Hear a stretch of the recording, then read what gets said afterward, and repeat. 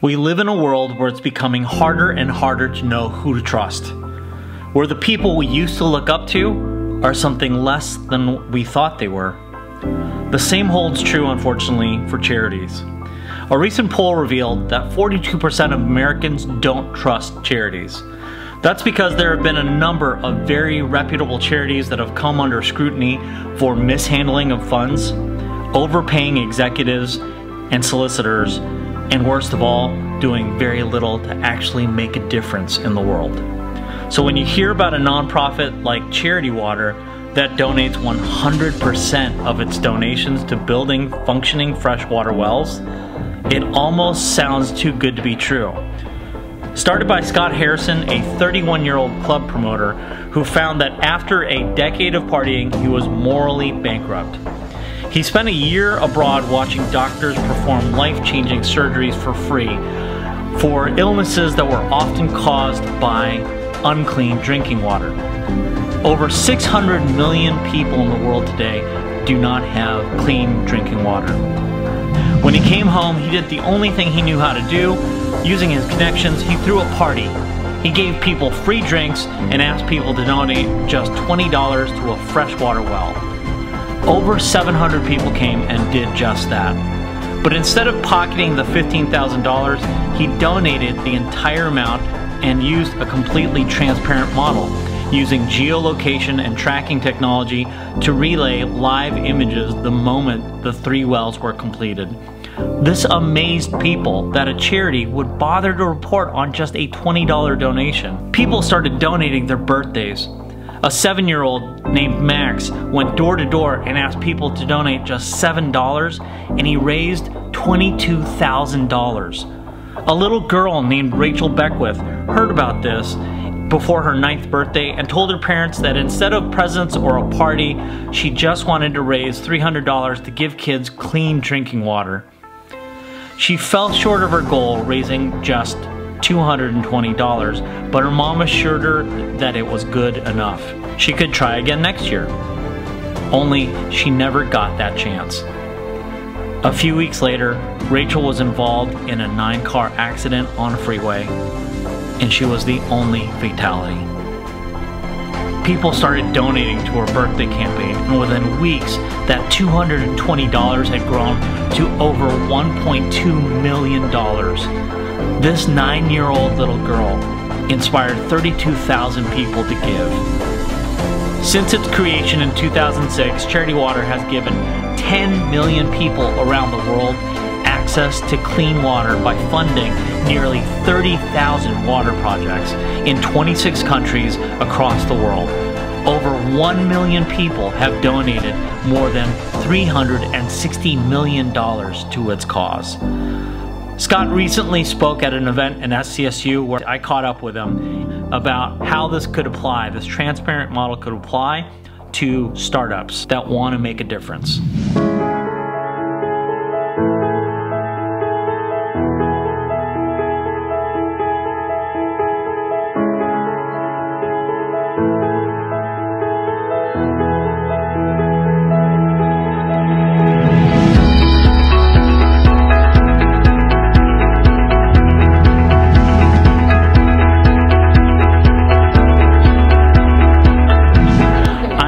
With Scott Harrison from Charity Water. He's the CEO founder. What's your one word of advice to companies that want to have radical transparency while being profitable? Yeah, I mean, we talked about this today in the lecture. Transparency has been a big key to Charity Water's success. We're a nonprofit, so we're not a B Corp or a company, but how products are being made. They want to know where their money goes, in our case, when it comes to donors are like, they're open to a lot of value propositions, but where does my money go? What is it going to impact? I think if it's a company that has a give, being transparent about that. This is how much money. Often you see these companies that say, oh, a percentage of our profits or a percentage of our proceeds, and it's like less than 1%. You know, you have a company like Ethos Water that gives 5 cents on a $2.80 bottle, but they're marketing that every bottle makes a difference. It's like, really? Yeah. So I think the transparency on a lot of companies will overinflate their impact. You don't need to do that. You could just build a great company, be generous. Say, hey, we build a lot of company.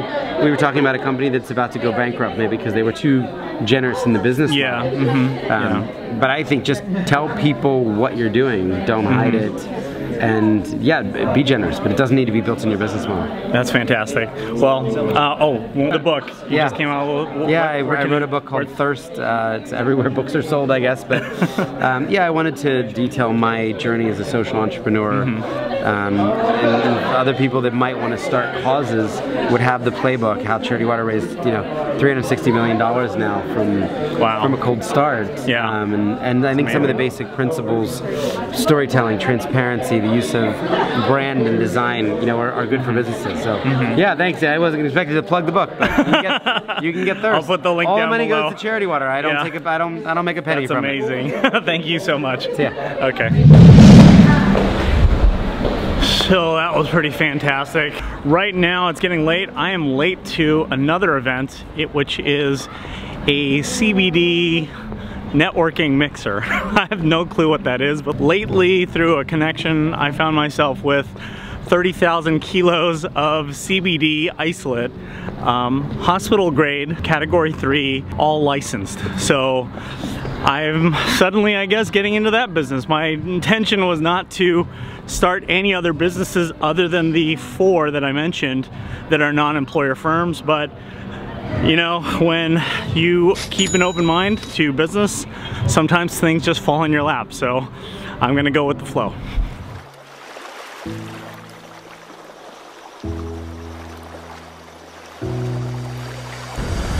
I'm an hour and a half late, but it looks like it's still going on.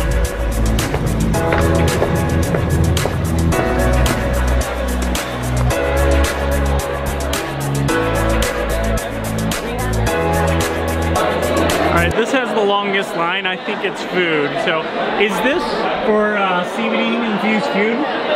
No, actually, in the state of California, CBD infused beverages and food is illegal.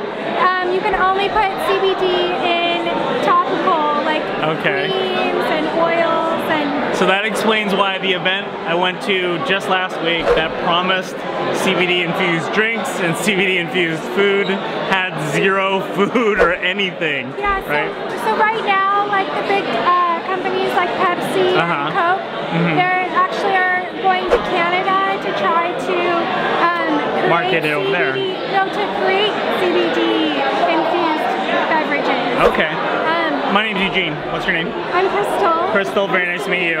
So what do you do? I came here with my friend Leslie because we are looking to launch an aromatherapy CBD business where you inhale the CBD through the essential oils. So that's cool. And that's legal. Yes, because that's considered topically. This lighting's fantastic. We should have done it this way. So, are you the caterer? I am the caterer. Okay, what's the name of your company? Major Events and Catering. Major Events. So, I'm on a keto diet, but it looks like this is stoner food, right? This is Super Munchies. Super Munchies, and Super Munchies are keto approved. So, what do you know? Look at that. Awesome. Good. Awesome. Man.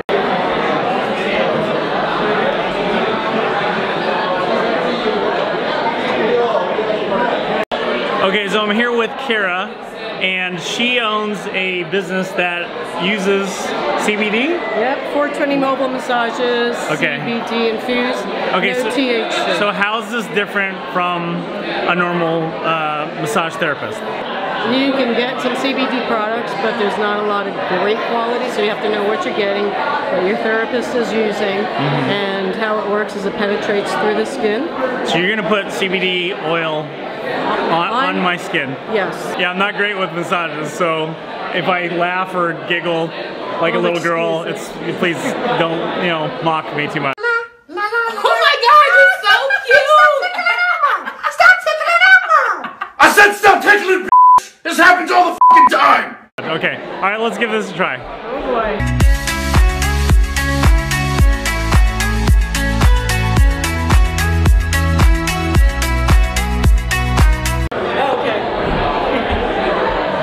Okay, just finished my first CBD oil massage.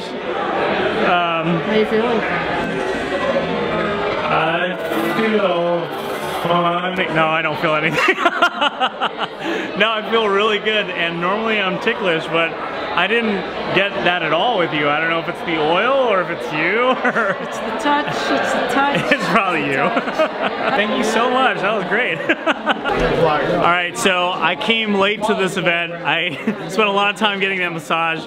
However, I managed to meet the one guy at this event, even though I showed up an hour and a half late, that I needed to meet. So this is Christian Valdez. Okay, so Christian, tell us what you do. You do ads for the cannabis industry, and you're the only company that does this. Yeah, we do ads for the forbidden. For the forbidden. What's the name of your company? Traffic Routes. We're a digital ad network specifically for the cannabis and CBD space. So what Google, Facebook, and those guys won't take, yeah, we'll be more than happy to take it. And Instagram. And Instagram, yeah, exactly, because it's owned by Facebook. You're so right. This is a good man to get to know. So if you're in the cannabis industry, definitely go to trafficroutes.com and talk to Christian. So, but I'm gonna fit. He just bought me a drink. Thank you, my friend. Thank you. We're gonna talk more business, but I'm gonna end the vlog here. So if you guys like what you see, subscribe or add a little like button on the corner. I promise to bring more content. Since CBD is now legal due to the Farm Bill, right? Late 2018. Yes. Yeah, exactly. You'll see more of it on my channel. Yeah. I've never touched this industry before. I've mostly stayed in blockchain, but obviously this is a professional industry. This is not more or less. But please subscribe. You'll have more of this if you do. Okay. I'll see you guys soon. Bye.